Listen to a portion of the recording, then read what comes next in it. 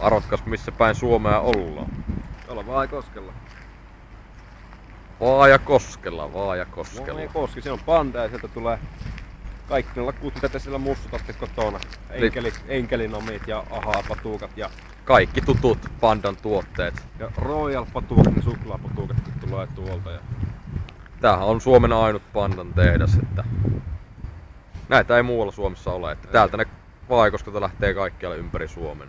Ja haisee vähän sinne kirpeen lakuun nokkaan, ei se kyllä mitään hyvältä haise, mutta kyllä se aamulla kun johonkin lähtee, niin jos on semmonen keli, niin kantautuu aika pitkälle se haju kyllä. Kyllä. Ja siinä on se valkoinen rakennus, niin se on vanha rakennus, sieltä tulee sitten pelkkää lakkua, se on lakkulinnut siellä ja sieltä tuu muut kuin lakuriksi. Ja...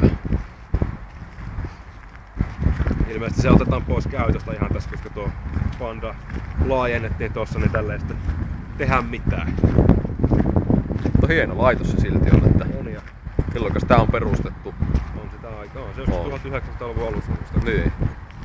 Että tällainen. Se on semmonen. Tulkaa Vaajakoskelle ja käykää tehtaan myymälästä ostamassa halpaa lakkua. Joo, ja sieltä saa ilmaisia maistiaisia. No joo, ja halpaa on. Tähän päättyy Panda-katsaus.